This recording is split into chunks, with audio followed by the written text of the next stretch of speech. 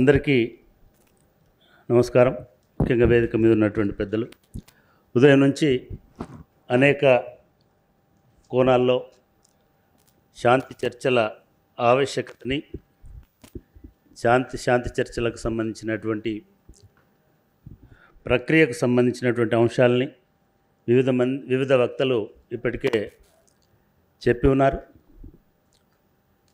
ఈ చర్చల ఆవశ్యకత ఏమిటి, ఎందుకు చర్చలు జరగాలి, అసలు చర్చల వల్ల ఏం జరుగుతుంది అనడానికి ముందు గత 2-3 నెలలుగా ఈ దేశంలో అమలవుతున్నటువంటి హింసాకాండ, ఆ హింసాకాండలో అసువులు బాసినటువంటి అనేక మంది అమరులు, అదేవిధంగా ఆదివాసీలు, అశేష ప్రజానీక విముక్తి కోసం పోరాడుతున్నటువంటి వాళ్ళు చాలామంది ఈ యుద్ధ బీభత్సంలో మరణించి ఉన్నారు. వారికి నివాళి. రెండవ వైపు గత కొద్ది నెలలుగా చర్చలు జరగాలి అనేటువంటి వాదన కొన్ని వర్గాల నుంచి, కొన్ని శక్తుల నుంచి వినబడతా ఉన్నది. రాజకీయ పార్టీలు కూడా ఇవాళ చర్చలు జరపాలనేటువంటి మాట మాట్లాడుతూ ఉన్నాయి. కిందనే ఇంకో సభలో ఇంకొక ఇటువంటి చర్చలకు సంబంధించినటువంటి ఇంకో సభ కూడా జరుగుతూ ఉన్నది. అందులో అధికార పార్టీ లేదా ప్రతిపక్షాలకు సంబంధించినటువంటి వాళ్ళు కూడా చర్చల అవసరాన్ని గురించి, చర్చల ఆవశ్యకతను గురించి చెప్తున్నారు. ఒక 2 నెలల క్రితము ఈ చర్చలకు సంబంధించిన మొట్టమొదటిసారిగా ఈ ప్రస్తావన ఒక మిత్రుడు తీసుకొచ్చినప్పుడు నిజంగానే చర్చలు జరిగేటువంటి పరిస్థితులు కానీ, చర్చల వల్ల ప్రయోజనం కానీ ఉంటుందా అనేటువంటి చర్చ మా మధ్య జరిగింది. చర్చలు అని ఎవరు అంటున్నారు, ఎవరితో చర్చించాలి, దానికి మధ్యవర్తిత్వం వహిస్తున్నటువంటి వాళ్ళు, వహించేటువంటి వాళ్ళు ఎవరు, ఈ చర్చల ఎజెండా ఏమిటి, ఇవన్నీ అంశాలని కనుక మనం పరిశీలించినప్పుడు ఏదో ఆత్మరక్షణకో లేదా ఇంకొక రకంగానో చర్చలను ప్రస్తావించడం జరుగుతుంది. కానీ ఈ చర్చల వల్ల ఏ ప్రయోజనం ఉంటుంది అనేటువంటి ప్రశ్నలు ఖచ్చితంగా వస్తాయి. ఎందుకు వస్తాయనంటే గతంలో మనకు ఆ అనుభవం ఉంది, చర్చలు జరిపిన అనుభవం ఉంది, చర్చల్లో చాలా అంశాలని తీసుకొచ్చినటువంటి అనుభవం ఉంది, చాలా నష్టాలను చవిసూచినటువంటి అనుభవం కూడా ఉన్నది. రెండోది, చర్చలు అనేటిది ఒక యుద్ధాన్ని ఆపడానికో అయితే ఉపయోగం లేదు. యుద్ధాన్ని ఆపడం కోసం చర్చలు జరిపితే కష్టం అవుతుంది.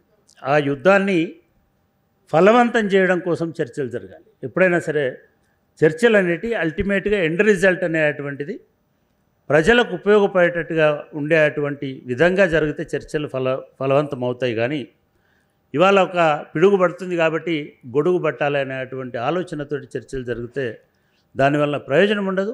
అటువంటి పరిస్థితులు కూడా దేశంలో ఇవాళ లేవు.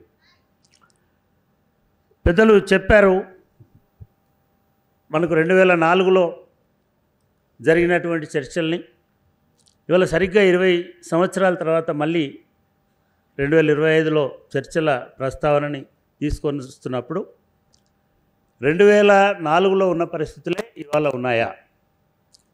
ఎప్పుడైనా సరే చర్చలు అనేటివి ఎప్పుడు వస్తాయంటే ఇద్దరు సమఉజ్జీలు పోరాడుతున్నప్పుడు, ఇద్దరు సమాన బలగాలతో మోహరించినప్పుడు, ఒకరి మీద ఇంకొకరిది పైచేయిగా పోరాటం సాగుతున్నప్పుడు మధ్యవర్తులు చర్చలకి ప్రయత్నం చేసేటువంటి అవకాశం ఉంటుంది. అది రాజ్యమైనా, ఇంకొకటైనా, దేశమైనా, దేశాలైనా బలవంతులు బలహీనుల మధ్యలో యుద్ధం జరుగుతున్నప్పుడు ఎవరు చర్చలకి అంగీకరించేటువంటి ఆస్కారం ఉండదు. 2004లో పరిస్థితులు చాలా భిన్నంగా ఉండేటువంటి, 2004లో కాదు, 2095-97 కాలం నుంచి ఈ చర్చల ప్రస్తావన అనేటువంటిది చాలామంది తీసుకొచ్చినారు. నేను ఒక 5 సంవత్సరాలు ఈ రాష్ట్రంలో శాంతి రావాలని, ఈ రాష్ట్రంలో రెండు వర్గాల మధ్యలో లేదా రాజ్యానికి ప్రజలకు మధ్యలో జరిగేటువంటి చర్చల్లో ప్రజల భాగస్వామ్యం ఉండాలని ఒక 5 సంవత్సరాలు పనిచేసినటువంటి వాడిని, పీస్ ఇనిషియేటివ్ కమిటీకి కన్వీనర్గా ఉన్నటువంటి వాడిని, అదేవిధంగా చర్చల సందర్భంగా కూడా కాల్పుల విరమణ కమిటీ కన్వీనర్గా ఉన్నటువంటి వాడిని. దురదృష్టం ఏమిటంటే సమాజంలో అయినా, సిద్ధాంతాల్లో అయినా, మేధో చర్చల్లో అయినా కొందరి ప్రస్తావనే ఉంటుంది. చాలామంది ప్రముఖ జర్నలిస్టులు ఇప్పటికి కూడా వ్యాసాలు రాస్తూ సిసిసి వల్ల చర్చలు జరిగినాయని రాస్తున్నారు. పౌర స్పందన వేదిక సిసిసి అనేది శిష్ట మేధావులకు సంబంధించిన ఒక 7 మందో 9 మందో కలిసి ఏర్పాటు చేసుకున్నటువంటి ప్రభావశీలమైనటువంటి వేదిక. అఫ్లుయెంట్ పీపుల్ ఇంటలెక్చువల్స్, ఐఏఎస్లు, ఐపీఎస్లు, ప్రొఫెసర్లు, వీళ్ళు అప్పటి ప్రభుత్వాలకు వీళ్ళంటే గురి ఉంటుంది కాబట్టి ఆ ప్రభుత్వాల దగ్గరికి వెళ్ళి ఈ చర్చల ప్రతిపాదనని తీసుకొచ్చినటువంటి సంస్థ. ఒక 4 సంవత్సరాలు 5 సంవత్సరాలు 97 నుంచి బహుశా 2002 దాకా ఆ ప్రయత్నం చేసుకుంటూ వచ్చినటువంటి సంస్థ. అందులో శంకరన్ గారు ఉన్నారు, హరగోపాల్ గారు ఉన్నారు, కోదండరామ్ గారు ఉన్నారు, మిగతా వాళ్ళు ఉన్నారు. నిజానికి 2000 నుంచి ఈ చర్చలు ప్రజల పక్షంగా జరగాలి, ప్రజల సమస్యలని ఆ చర్చల్లో ఎజెండాగా చేర్చాలి, ప్రజల భాగస్వామ్యం లేకుండా చర్చలు జరగడం వలన ప్రయోజనం లేదు అనేటువంటి ఉద్దేశంతో పీస్ ఇనిషియేటివ్ కమిటీని మొదలుపెట్టడం జరిగింది. ఈ పీస్ ఇనిషియేటివ్ కమిటీలో కూడా అఫ్కోర్స్ మేధావులనే గుర్తింపు లేనటువంటి వాళ్ళు, బొజ్జా తారకం అయ్యుండొచ్చు, వి హనుమంతరావు గారు అయ్యుండొచ్చు, ఎంటీ ఖాన్ గారు అయ్యుండొచ్చు, ఇట్లాంటి అనేక మంది ఇందులో భాగస్వామి, సుధాకర్ అయ్యుండొచ్చు, నేను అయ్యుండొచ్చు. ఇట్లాంటి వాళ్ళందరూ రకరకాల ప్రజా శ్రేణుల నుంచి, అంటే నాయకత్వాల నుంచి కాకుండా ప్రజల నుంచి వచ్చినటువంటి కూటమిగా ఉండి ప్రజల అవసరాలు, ప్రజల భాగస్వామ్యాన్ని, ప్రజలకున్నటువంటి సమస్యల్ని చర్చిస్తే తప్ప ప్రయోజనం లేదు అనేటువంటి ఉద్దేశంతో దీన్ని ముందుకు తీసుకొచ్చినటువంటి సందర్భం. కాత్యాయని గారు, జహీర్ అలీ ఖాన్ గారు, ఇట్లా చాలామందిని కనుక తీసుకున్నట్టయితే 3-4, ఏబికే ప్రసాద్ గారు, 3-4 జర్నలిస్టులు, ప్రముఖ జర్నలిస్టులు ఆ కాలంలో. అదేవిధంగా న్యాయవాదులు, తారకం లాంటి ప్రముఖ న్యాయవాదులు ఆ కాలంలో. ఒక 5 సంవత్సరాల పాటు ఈ చర్చల ప్రక్రియకు సంబంధించి ఇదే హాల్లో లేదా మిగతా చోట్ల అన్ని రాజకీయ పార్టీలను సెన్సిటైజ్ చేసేటువంటి పనిని 5 సంవత్సరాల పాటు చేసిన. ఇందులో చాలామందికి కిరీటాలు లేవు, ఇందులో చాలామందికి పేరు ప్రతిష్టలు లేవు. ప్రజల దగ్గరికి వెళ్ళడానికి ఇవేమీ అవసరం లేదనే ఉద్దేశంతో కేవలం ఇక్కడే కాకుండా 7-8 జిల్లాలలో కూడా ఇటువంటి సదస్సులు పెట్టి ప్రజల భాగస్వామ్యంతో చర్చలు జరగాలి, ప్రజల ఎజెండానే చర్చల ఎజెండా కావాలి, ప్రజలే చర్చలకి ఒక రక్షణ కవచంగా ఉండాలి లేదా బలగంగా ఉండాలి అనేటువంటి ప్రయత్నాన్ని పీస్ ఇనిషియేటివ్ కమిటీ చేసింది. అట్లా చేయడమే కాకుండా 2002 కల్లా దాన్ని ఒక ఎజెండా రూపంలోకి తీసుకొచ్చింది. ఎన్నికల ప్రచారంలో అంతకుముందు కేశవరావు గారు కావచ్చు, ఎం సత్యనారాయణరావు గారు కావచ్చు, రాజశేఖర రెడ్డి కావచ్చు, వామపక్షాలకు సంబంధించినటువంటి నాయకులు కావచ్చు, అందరినీ కలిసి అఖిలపక్ష సమావేశాలు పెట్టి అందరి ద్వారా ఒక ఉమ్మడి కార్యాచరణని ఈ చర్చలకి, ఉమ్మడి ప్రాతిపదికని ఈ చర్చలకు తీసుకొచ్చింది. అట్లా తీసుకొచ్చినటువంటి సందర్భంలో ఈ పీస్ ఇనిషియేటివ్ కమిటీ నుంచి కూడా చర్చల్లో భాగస్వాములుగా, ప్రతినిధులుగా, అదేవిధంగా మిగతా అంశాలకు సంబంధించినటువంటి వాటిలో భాగస్వాములుగా మమ్మల్ని కూడా చేయడం జరిగింది. ఎంటీ ఖాన్ గారిని, తారకం గారిని, నన్ను అనేక సబ్ కమిటీలలో, మిగతా వాటిలలో ప్రతినిధులలో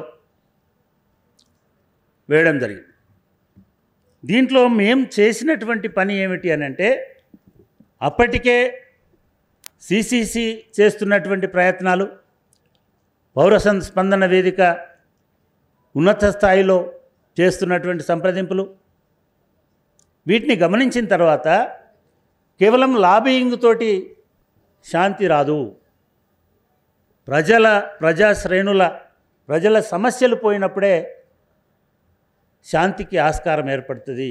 ప్రజల సమస్యలు చర్చలోకి రావాలనేటువంటి ఒక డిఫరెంట్ యాంగిల్ తోటి దీన్ని ఒక 5 సంవత్సరాల పాటు కొనసాగించడం జరిగింది. చివరగా ఆ చర్చల భాగస్వామ్యం కూడా చర్చల్లో ఉండడం జరిగింది.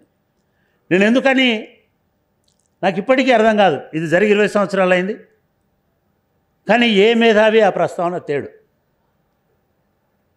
ఏ జర్నలిస్టు దాని గురించి రాయడు. అసలు అది జరిగినట్టు కూడా ఎక్కడ ఆనవాళ్ళు కూడా లేనటువంటి సందర్భంలో మనం ఉన్నాం. ఇకపోతే ఇప్పుడున్నటువంటి వాతావరణంలో అప్పటికి 90 దశకం నుంచి 2000 మధ్యకాలం వరకు కూడా ప్రజలు పెద్ద ఎత్తున వివిధ రూపాల్లో వాళ్ళకు సంబంధించినటువంటి ఆకాంక్షలను వ్యక్తం చేసేటువంటి దశలో ఉన్నారు. రైతులు అయ్యుండొచ్చు, కరెంటు కోతలు అయ్యుండొచ్చు, రైతు కూలీలు అయ్యుండొచ్చు, ఆకలి చావులు అయ్యుండొచ్చు, ఆత్మహత్యలు అయ్యుండొచ్చు, అనేక రకాల సమస్యలతోటి రగిలిపోతున్నారు. ప్రజా సంఘాలు క్రియాశీలకంగా వివిధ రూపాల్లో ఆ ఆందోళనలో భాగస్వాములుగా ఉన్నారు. అవే కాకుండా గ్రామాన ఒక చైతన్యం, ఒక ప్రగతిశీల ఆకాంక్ష అనేటువంటిది ఇంకా ఆరిపోయినటువంటి కాలం అది. అటువంటి దశలో ప్రజల విముక్తి కోసం పనిచేస్తున్నామని చెప్పేటువంటి వారి పట్ల అపారమైనటువంటి గౌరవం, నమ్మకం ఉన్నటువంటి కాలం. కానీ 20 సంవత్సరాల్లో ఏమైంది గ్రామాల పరిస్థితి ఒకసారి ఆలోచించాలి. గ్రామీణ ప్రాంతాల్లో భావజాలాలు అనేటువంటివి ఏ రకమైనటువంటి రూపుదాల్చినాయో ఒకసారి ఆలోచించండి. ఒకప్పుడు ఎర్రజెండాలు ఎగిరినటువంటి గ్రామాలలో ఇవాళ కాషాయ జెండాలు రెపరెపలాడుతూ ఉన్నాయి. పాఠశాలకు వచ్చేటువంటి పిల్లలు అయితే అయ్యప్ప డ్రెస్లోనో లేకపోతే ఆంజనేయ స్వామి డ్రెస్లోనో వచ్చేటువంటి వాతావరణం ఉన్నది. టీచర్ల పరిస్థితి కూడా అనేక రూపాలు, అనేక పేర్లతో ఉన్నప్పటికీ కూడా పూర్తిగా ఎమ్మెల్సీ ఎన్నిక నుంచి మొదలుపెట్టి, కార్పొరేట్ ఎన్నిక నుంచి మొదలుపెట్టి, ఎంపీ ఎన్నిక దాకా ఎన్ని డబ్బులు ఇస్తే ఎన్ని ఓట్లు పడాలనేటువంటి దూరంలో పూర్తిగా ఒక దళారీ రాజ్యంలాగా గ్రామీణ వ్యవస్థ తయారైపోయింది. నాయకత్వం వహించే వాళ్ళు లేరు, దారి చూపేటువంటి వాళ్ళు లేరు. గతంలో లాగా కనీసం పత్రికలైనా అటువంటి సోయి స్పృహ ఉండి పనిచేసేటువంటి వాతావరణం లేదు. అంటే సమాజంలో మౌలికంగా తీవ్రమైనటువంటి మార్పులు వస్తున్నాయి. దానికి తోడు ఎవరైతే నిలబడి అటువంటి ఆలోచనలు ప్రోధి చేసి, అటువంటి ఆలోచనలు పెంపు చేసి, అటువంటి ఆలోచనలు ప్రచారం చేయాలని అనుకున్నారో, అట్లీస్ట్ అటువంటి ఆలోచనల్ని వ్యక్తం చేసి చైతన్యవంతం చేయాలనుకున్నారో అటువంటి వాళ్ళందరినీ జైళ్ళల్లో వేసి బంధించి నక్సలైట్లను, లేదా బయట ఉంటే అర్బన్ నక్సలైట్లను, లేదనుకుంటే ఇంకొకటనో వాళ్ళను కూడా సైలెన్స్ చేసేటువంటి పరిస్థితులు మనం గత 10-15 సంవత్సరాలుగా చూస్తున్నాం. ఈ మొత్తం 50 సంవత్సరాల ఈ ప్రజా సంభాషణలో, ఉద్యమాల్లో, చర్చల్లో అన్నిట్లో క్రియాశీలకంగా ఉన్నటువంటి వరవరావు గారు ఇప్పుడు ఎక్కడున్నారు, ఏ పరిస్థితుల్లో ఉన్నారు? అదే చర్చల్లో ఒక గొంతులాగా నిలబడి అవసరమైతే ఎదురొడ్డి పోరాడడానికి కూడా సిద్ధమైన గద్దరాన్ని ఎక్కడున్నాడు ఇప్పుడు? లేదా ఆ వాతావరణం ఎక్కడుంది? 30 ఏళ్ల కింద 40 ఏళ్ల కింద ఏ ముఖాలు ఉన్నాయో అవే ముఖాలు ఇక్కడ కూడా కనబడతా ఉన్నాయి నాకైతే. కొత్త వ్యక్తులు, కొత్త సంభాషణ, కొత్త ఆలోచన, కొత్త యువకులు, యువరక్తం, వీళ్ళెవరు మనతో ఉన్నారా? ఎట్లాంటి సందర్భంలో మనం ఈ చర్చలను ముందుకు తీసుకొస్తాం? నిజంగానే అప్పుడున్నటువంటి పౌరస్పందన వేదికలో ఉన్న 9 మందిలో ఒకరిద్దరు మరణించి ఉండొచ్చు, కానీ మిగతా వాళ్ళు ఇవాళ మళ్ళీ చర్చలకు వస్తారా? చర్చలకు మధ్యవర్తిత్వం చేస్తారా? లేదు నిలబడతారా? లేదు పీస్ ఇనిషియేటివ్ కమిటీలో ఉన్నటువంటి 10 మంది మనతోటే ఉన్నారా? ఉన్న వాళ్ళలో 4 ఉన్నారా? ఇట్లా అనేక వైరుధ్యాల మధ్య, అనేక సామాజిక మార్పుల తర్వాత ఇవాళ మనమే చర్చలు అంటున్నాం. నిజానికి అప్పుడు కూడా 2 సందర్భాల్లో చర్చల ప్రస్తావన వచ్చింది. చంద్రబాబు నాయుడు అలిపిరి తర్వాత ఆయన కూడా ఒక కమిటీ వేసి చర్చలు జరుపుతామన్నాడు, మాతోటి కూడా మాట్లాడాడు. తర్వాత రాజశేఖర రెడ్డి వచ్చిన తర్వాత జరిగింది. ఇవి 2 రావడానికి కారణం ఏమిటంటే అవతలి పక్షం కూడా చాలా బలంగా ఉంది. అవతలి పక్షం అంటే నంబర్ ఆఫ్ ఆర్మ్డ్ ఫోర్సెస్ లాగా బలంగా ఉండడం కాదు. ప్రజల గుండెల్లో వాళ్ళు ఉన్నారు, ప్రజల ఆలోచనల్లో వాళ్ళు ఉన్నారు, ప్రజల కష్టాలలో వాళ్ళు ఉన్నారు, ప్రజల కన్నీళ్ళల్లో వాళ్ళు ఉన్నారు. కాబట్టి ప్రజలు వాళ్ళతో ఉన్నారు. కాబట్టి రాజకీయ పార్టీలకు, పాలక వర్గాలకు చర్చలు అప్పుడు అవసరమైంది. రెండవది, అప్పుడు చంద్రబాబు నాయుడుకు సంబంధించిన విశ్వరూపాన్ని చూస్తున్నాం మనం. చంద్రబాబు అంటే ఏవగింపు, ఆయన సంస్కరణలు అంటే ఏవగింపు ప్రజల్లో కూడా ఉన్నటువంటి కాలం. అనేక రూపాలలో వాటికి ప్రజలు నాయకత్వాన్ని తయారు చేసుకొని పోరాడుతున్నటువంటి కాలం. అటువంటి కాలంలో సహజంగానే కాంగ్రెస్ పార్టీ ప్రజల ముసుగుతోటి చర్చలు జరుపుతామని చెప్పేసి వచ్చినాయి. నేను రాజశేఖర రెడ్డి మనస్ఫూర్తిగా చర్చలు జరిపిండు. దానికి ఒక ప్రాతిపదిక ఉన్నది, ఆయనకు ఒక సిద్ధాంతం ఉన్నది, ఆయనకు ఒక దృక్పథం ఉన్నది, ఆయనకు ఒక ఎజెండా ఉన్నదని నేను అనుకోవడం లేదు. చర్చలు జరుపుతామని మేనిఫెస్టోలో పెట్టడం వల్ల, అట్లా ప్రచారం చేయడం వల్ల తనకు చంద్రబాబు వ్యతిరేకత ఓటు అంతా తనకు వస్తుంది అని అనుకున్న సందర్భం అది. చాలామంది చెప్తుంటారు, ఇప్పుడున్న కాలమే గడ్డు కాలం, ఇప్పుడున్న కాలమే నరకం, ఇప్పుడున్న కాలమే మేము స్వర్గాన్ని సృష్టిస్తాం, మేము సంఖ్యలు తెంచేస్తాం, మేము స్వేచ్ఛని మీ కళ్ళ ముందట ప్రతిష్ఠిస్తాం. అట్లా జరగదు, అట్లా జరగలేదు. రాజశేఖర రెడ్డి గారు కూడా ఏదో చెప్పాడు కాబట్టి, గెలిచాడు కాబట్టి, ఊళ్ళల్లో తిరిగే వాతావరణం లేదు కాబట్టి, ఊళ్ళల్లోకి ఎమ్మెల్యేలు వచ్చేటువంటి వాతావరణం లేదు కాబట్టి ఆయన చర్చలకి మొక్కుబడిగా అంగీకరించినాడు. నేను 3 రోజుల పాటు 4 రోజుల పాటు నేను అదే గెస్ట్ హౌస్లో ఉండి చూశాను, అదే చర్చల వేదిక దగ్గర నేను ఉండి చూశాను. రాజశేఖర రెడ్డి కానీ ఆయన ప్రభుత్వానికి కానీ ఏమాత్రం చర్చలకు సంబంధించిన ఆసక్తి లేదు. కేవలం జానారెడ్డిని ముందరపెట్టి, 4-5 చిన్న చితక ఆఫీసర్లను ముందరపెట్టి, మినిట్స్ కూడా లేకుండా, ఏం జరుగుతుందో కూడా చెప్పకుండా, ఏదో 4 రోజుల పాటు మీరేమనుకుంటున్నారు, మీరేం చేస్తారు అవన్నీ వినడానికి తప్ప అవెందుకు పనికొచ్చినటువంటి చర్చలు కాదు. చివరగా భూముల సమస్య కావచ్చు, ఆయుధాల సమస్య కావచ్చు, మిగతా సమస్యలు కావచ్చు, ఇవన్నీ వచ్చేసరికి ఇక్కడ పోయేటప్పుడు మామూలుగా ఉన్న రాజశేఖర రెడ్డి వైజాగ్లో దిగిన తర్వాత తన విశ్వరూపాన్ని చూపించేసి చర్చల్లో సపరేట్గా మడుచుకొని పోండి అనే మాట మాట్లాడినాడు. ఏమాత్రం స్టేట్కు ఆ కాలంలోనే అంత భయస్థులైనటువంటి రాజ్యానికి ప్రజలు బలవంతులుగా ఉన్నటువంటి కాలంలోనే అట్లుంటే, మనం ఇందాక చెప్పినట్టు ప్రజలు అనేక గందరగోళాలలో ఉన్నటువంటి ఈ కాలంలో అసలు తను మనిషే కాదు, ఒక దైవ సంభూతుణ్ణి, దేవుడితో సమానమైనటువంటి వారిని చెప్తున్నటువంటి పాలకుడు ఈ చర్చల ప్రస్తావనని ఎందుకు వింటాడని అనుకోవాలి మనం.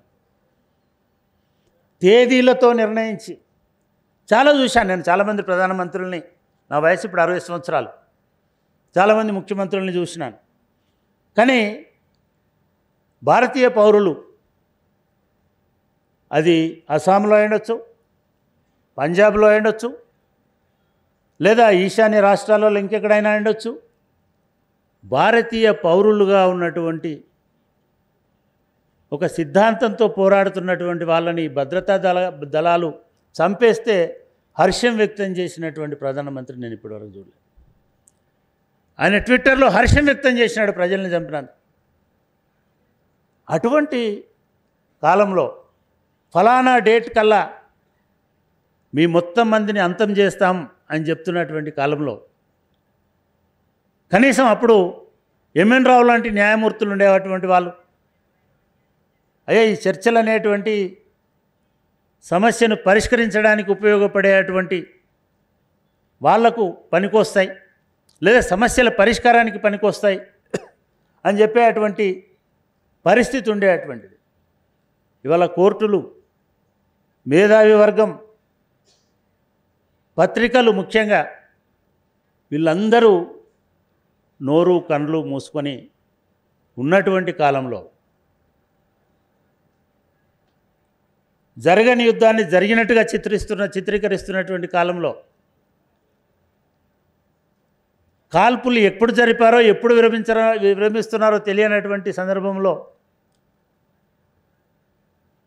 ఇవాళ ప్రతిరోజు అంతర్భాగంగా దేశం లోపల అంతరంగికంగా కాల్పులు జరుగుతూనే ఉన్నాయి, హింస జరుగుతూనే ఉన్నది, హత్యలు జరుగుతూనే ఉన్నాయి.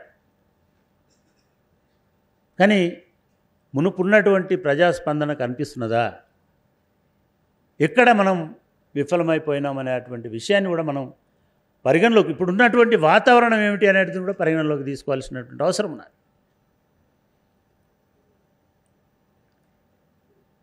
నేను యుద్ధతంత్ర నిపుణుడిని కాదు, కానీ వాతావరణం అనుకూలంగా లేనప్పుడు 4 అడుగులు వెనకేయడంలో తప్పేం లేదు. మళ్ళీ ఒక దీంతో రావచ్చు అనేటువంటి సూత్రాన్ని ఎక్కడ చదివినటువంటి వాడు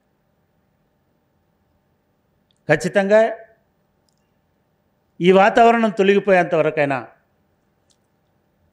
ఒక శాంతియుతమైనటువంటి వాతావరణం ఏర్పడేదానికైనా విద్యావంతులు ఉండొచ్చు, మేధావులు ఉండొచ్చు. ఇప్పుడు నిజానికి తెలంగాణ ఉద్యమము, అనేక ఉద్యమాల తర్వాత వాటికి పెద్ద గౌరవం కూడా లేకుండా పోతుంది. విద్యార్థులు, మేధావులు, విద్యావంతులు, మేధావులు ఇట్లాంటి విషయాలలో. కానీ కన్సర్న్డ్ పీపుల్ ఉన్నారని నేను అనుకుంటున్నాను. నేను ఇంకా ప్రజల్లో ఇంకా ఆ బాధ్యత ఉన్నటువంటి వాళ్ళు, ఆ గౌరవం ఉన్నటువంటి వాళ్ళు, లేదా ఆ సమస్యల పట్ల ఒక సానుభూతి అనను కానీ ఒక భాగస్వామ్యం ఉన్నటువంటి వాళ్ళను మనం మాట్లాడుకోవాల్సినటువంటి అవసరం ఉన్నది. నేను 40 సంవత్సరాలు ప్రయాణం చేసినాను రకరకాల దశల్లో ఇక్కడ. కానీ ఎప్పుడు కూడా ఒక ఐక్యత అనేటువంటిది, లేదా ఒక భాగస్వామ్యం అనేటువంటిది, మనం అనేటువంటిది ఇది ఉండకపోవడం ఒక పెద్ద లోపమని అనిపిస్తుంది నాకు. అంటే మళ్ళీ కొంత మన ఆలోచనలను కూడా పునర్నిర్వచించుకొని నిజంగానే శాంతి కావాలి, శాంతితోటే పురోగతి కూడా సాధ్యమవుతుంది. ఎవరో చెప్పినట్టుగా శాంతి కూడా యుద్ధంలో, యుద్ధ తంత్రంలో, యుద్ధ వ్యూహంలో భాగమే. కాబట్టి ఆ శాంతి కోసం అన్ని రకాల ప్రయత్నాలు చేయాలి, అందరూ ప్రయత్నం చేయాలి, అందరూ కలిసి ప్రయత్నం చేయాలి. కనీసం దీనికోసమైనా రకరకాల అహాలు, ఇగోలు, ఆంతరంగిక సమస్యలు వీటిని పక్కన పెట్టి ప్రజలు ఏమనుకుంటున్నారో వింటే వారిని కూడా భాగస్వాములు చేసుకుంటే ఖచ్చితంగా ఈ లక్ష్యం నెరవేరుతుందని ఆశిస్తూ నాకు ఈ అవకాశం ఇచ్చినందుకు మిత్రులకి, ఒక ముఖ్యంగా మా ఉస్మానియా పూర్వ విప్లవ విద్యార్థులకు నేను కృతజ్ఞతలు తెలియజేస్తూ ముగిస్తున్నాను. Thank you.